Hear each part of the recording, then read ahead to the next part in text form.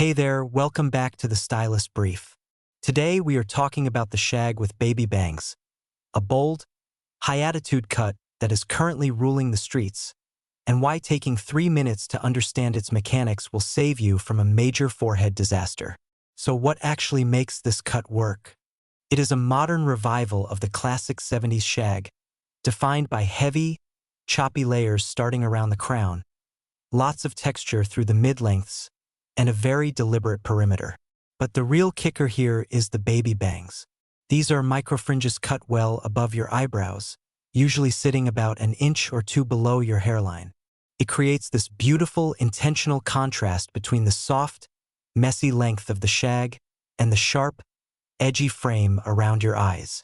Now, let us be completely honest about who this flatters.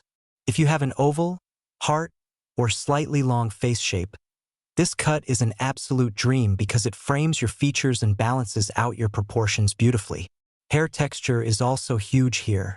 It is absolute magic on wavy, curly, or naturally textured hair because the layers encourage that movement. But if you have an extremely round or square face, be careful, because those microbangs can sometimes widen the forehead or exaggerate a strong jawline in ways you might not want. Also, if you have a strong cowlick right at the front of your hairline, those baby bangs will fight you every single morning. When you walk into the salon, you want to be incredibly specific so you do not walk out with a generic layer cut. Ask your stylist for a razor-cut shag with a lot of internal weight removal, which gives it that PC, lived-in feel. Tell them you want the bangs cut straight across but textured at the ends, sitting at least an inch above the brow. Avoid clipper talk here. This is a hand-sculpted shear and razor job. For the perimeter, ask for shattered, wispy ends rather than a blunt line, keeping the length past your collarbones to maintain that dramatic contrast with the short fringe. Styling this day-to-day is actually incredibly easy if you have the right tool. The one product that absolutely makes or breaks this cut is a high-quality dry texture spray or a matte sea salt paste. You want to avoid heavy waxes or oils that weigh the crown down.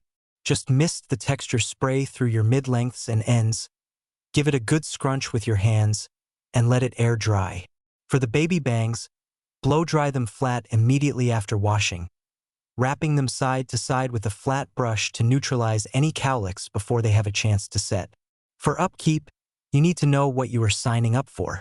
While the body of a shag grows out beautifully and can easily go 3 or 4 months without a touch-up, those baby bangs are high maintenance. They will need a trim every 2 to 3 weeks to keep that sharp, intentional micro-look. If you let them grow, they quickly enter an awkward in-between phase that can throw off the entire balance of the haircut. The single biggest mistake people make with this style is trying to style the bangs with a round brush. Please step away from the round brush. Curling baby bangs inward gives you a dated, bubbly cartoon fringe instead of that flat, edgy French girl aesthetic. You want those bangs laying relatively flat and skimming the forehead, not bubbling out like a visor. It is a killer look, but because those bangs are such a commitment, the smartest move you can make is to see it on your own face first.